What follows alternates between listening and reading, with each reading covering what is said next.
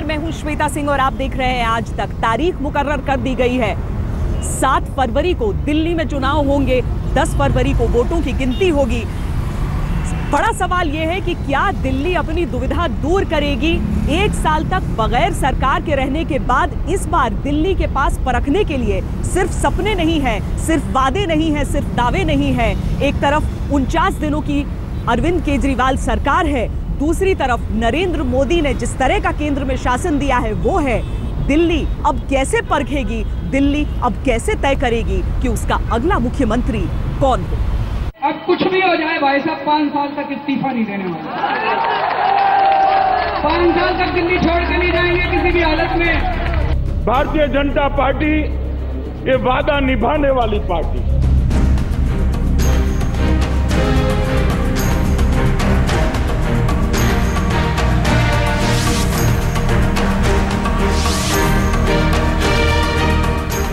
एक साल तक बिना सरकार रहने के बाद दिल्ली फिर दांव लगाने को तैयार है। दिल्ली तैयार है अपनी दुविधा दूर करने के लिए, 5 साल के लिए अपनी सरकार चुनने के लिए।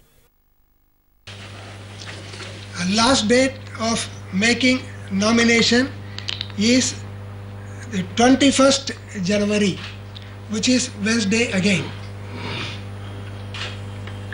Date of scrutiny is 22nd January, which is Thursday.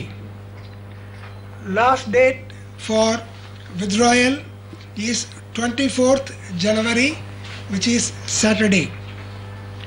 Date of poll the 7th February, Saturday. Date of counting 10th February, Tuesday. हालांकि यह ऐलान भी औपचारिकता ही थी। मैदान तो पहले ही तैयार था, प्रचार चालू था, महारथी कूद चुके थे, वोट मांगे जा रहे थे। दिल्ली वासियों से आग्रह करने आया कि आप दिल्ली में स्थिर सरकार चुनिए, पूर्ण बहुमत वाली सरकार चुनिए। आप मुझे बताइए, दिल्ली का 1 साल बर्बाद हुआ कि नहीं हुआ? 1 साल तबाह हो गया कि नहीं हो गया? ये दिल्ली को जिन्होंने 1 साल बर्बाद किया उनको सजा करोगे कि नहीं करोगे?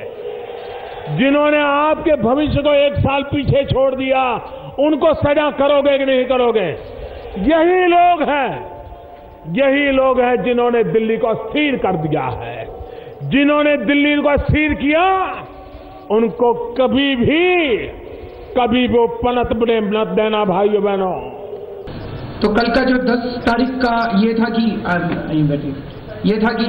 पता नहीं क्या होने वाला है, वो भी खत्म हो गया।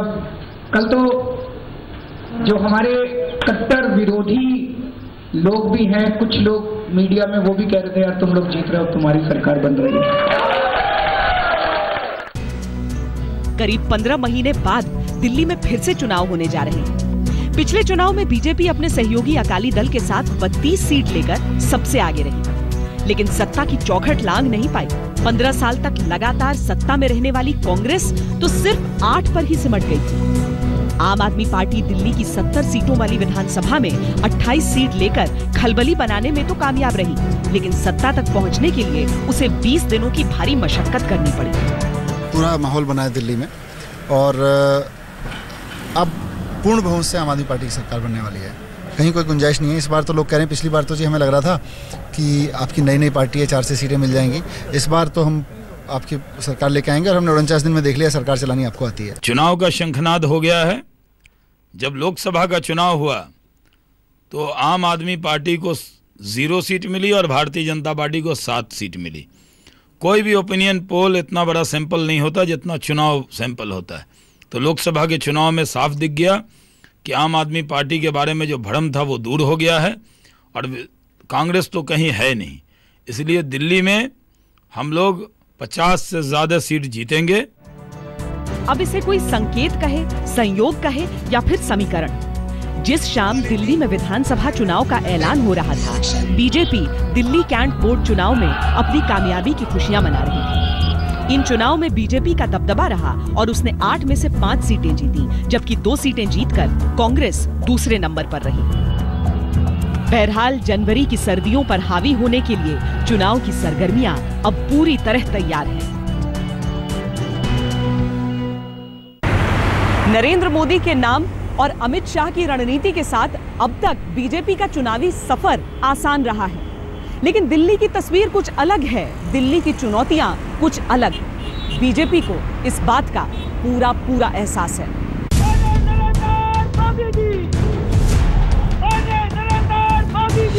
दिल्ली में बहुत बड़ी झूठ की फैक्ट्री चलती है। केवल नाम नहीं लिया पर कोई कसर नहीं छोड़ी। दिल्ली की पिछली सरकार पर प्रधानमंत्री नरेंद्र मोदी का निशाना जितना तीखा था उतना ही स्पष्ट था। मोदी का भाषण कांग्रेस मुक्त और केजरीवाल युक्त हो चुका था। आपने कभी ऐसे राजनेता देखे हैं जो खुद कहें कि हाँ मैं एनार्किस्ट हूं, मैं एनार्की में विश्वास करता हूं? ऐसे कोई राजनेता सोच सकते हैं भैया? अगर आपको एनार्की करनी है, एनार्किस्ट हो, तो जाकर के जंगलों में नक्सलवाद वालों के साथ जुड़ जाओ। वही तो वो कर रहे हैं। दिल्ली को नक्सलवाद की लपेट में नहीं लाया जा सकता, दिल्ली को एनार्की में नहीं लाया जा सकता। यहां सभ्य समाज रहता है, देश की राजनीति यहां से केंद्रित होती है। विश्व में दिल्ली की एक शान होनी चाहिए, उस शान को एनार्की की तरफ नहीं जाने देना चाहिए भाई। सरकार ने ऐसा कभी सोचा नहीं। ये बीजेपी की घबराहट नहीं है, ये एक कड़े विरोधी का सही आकलन है। केजरीवाल का सिक्का भले ही आम चुनावों में पिट गया, काशी की सीधी लड़ाई में वो टिक नहीं पाए, हरियाणा विधानसभा चुनाव में मैदान में ही नहीं उतरे, लेकिन दिल्ली की कहानी अलग है। जिस जमीन से केजरीवाल ने अपनी राजनीति शुरू की, वहां कईयों के बीच उनका भ्रम टूटा, लेकिन भगोड़ा होने का कलंक धोने में उनकी पार्टी ने दिन रात एक कर दिया। जहां बीजेपी दूसरे राज्यों के चुनाव में व्यस्त रही, आम आदमी पार्टी का एक ही एजेंडा था, एक ही लक्ष्य, दिल्ली। तभी तो बाकियों से पहले पार्टी हर सीट पर अपने उम्मीदवारों का ऐलान कर चुकी है। बीजेपी की सबसे बड़ी मुश्किल है चेहरा। पार्टी की लोकप्रियता एक तरफ है और सीएम का चेहरा दूसरी तरफ। दिसंबर के मध्य में इंडिया टुडे सिसरो पोल में भी कुछ इसी तरह की कहानी सामने आ रही है।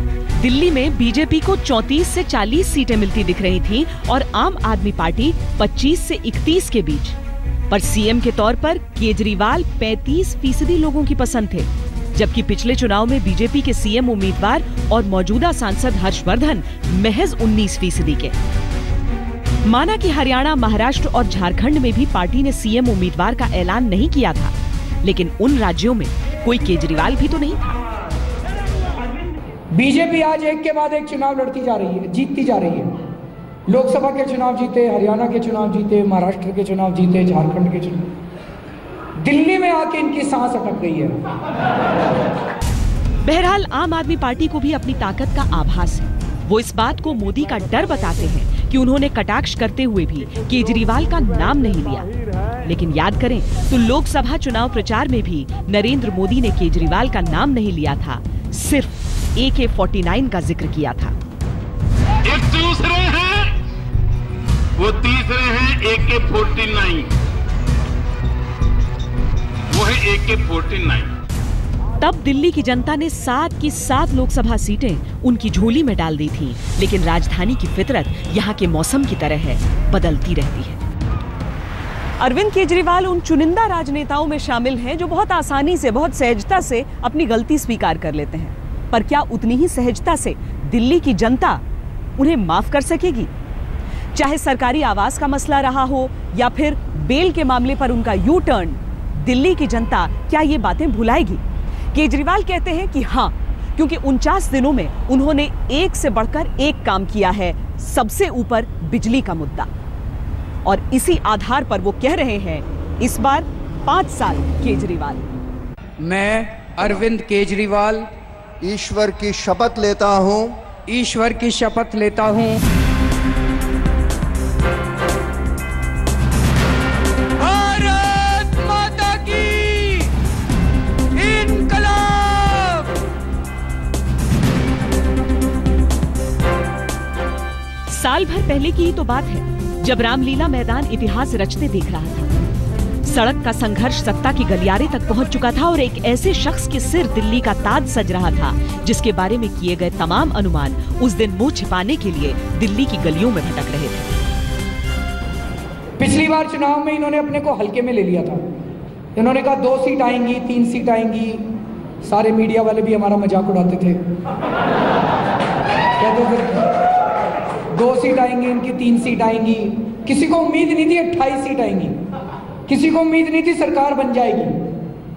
लेकिन इस बार दिल्ली के अंदर माहौल बिल्कुल अलग है। कांग्रेस कहीं पिक्चर में नहीं है, टक्कर सीधे आम आदमी पार्टी और बीजेपी के अंदर है। अरविंद केजरीवाल की सरकार सालों और महीनों नहीं, जैसे घंटों के हिसाब से सत्ता में आई थी। हर कुछ घंटे बाद थोक में घोषणाएं होने लगी। सत्ता संभालने के 24 घंटे के अंदर ही उन्होंने दिल्ली के जल बोर्ड के मुखिया का तबादला कर दिया। 48 घंटे के अंदर नियमित कनेक्शन उपभोक्ताओं को 700 लीटर फ्री पानी का ऐलान कर दिया। अगले ही दिन 400 यूनिट से अधिक वाले विद्युत उपभोक्ताओं को 50% सब्सिडी का ऐलान कर दिया। विवाद इस बात पर हुआ कि सब्सिडी की सियासत परोक्ष रूप से आर्थिक दबाव जनता की जेब पर ही डालती है, लेकिन फैसलों की समीक्षा और आलोचना के बीच दिल्ली के दिल से लेकर सड़कों तक केजरीवाल किसी न किसी रूप में दिखने शुरू हो गए थे। बात बात पर धरना देने के लिए मशहूर केजरीवाल सीएम बनने के बाद चर्चा में तब आए जब वो खुद धरने पर बैठ गए। मुद्दा था दिल्ली पुलिस के सहयोग न करने का। रेल भवन के सामने उनके धरने ने दिल्ली की रफ्तार रोक दी। बहरहाल केजरीवाल के कार्यकाल में कई वित्तीय अनियमितताओं की जांच के आदेश भी दिए गए। उन्होंने कहा केजरीवाल भगौड़ा है, केजरीवाल नक्सलवादी है, केजरीवाल ऐसा है। केजरीवाल जैसा भी है, छोड़ो केजरीवाल को, केजरीवाल इंपॉर्टेंट नहीं है। लेकिन कल उन्होंने एक भी लाइन 49 दिन की नहीं बोली। इसका मतलब बीजेपी वाले भी मानते हैं कि 49 दिन बहुत अच्छे हैं। 49 दिनों के कार्यकाल में केजरीवाल सरकार ने दिल्ली जल बोर्ड के 800 कर्मचारियों का ट्रांसफर किया।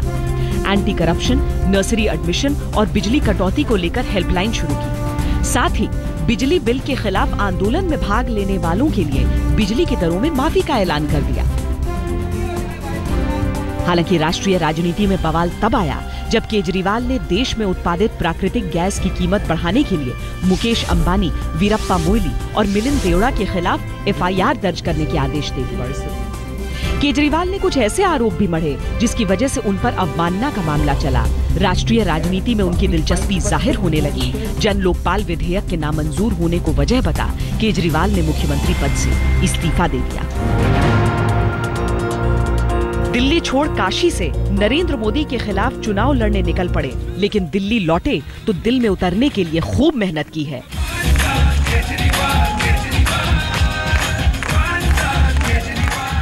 अहम ये नहीं कि विरोधी दल 49 दिनों को कैसे खारिज करते हैं। अहम ये भी नहीं कि केजरीवाल अपने कार्यकाल का बखान कैसे करते हैं। अहम ये है कि क्या दिल्ली की जनता उन 49 दिनों को पैमाना बनाएगी या 1 साल बिना सरकार रहने को।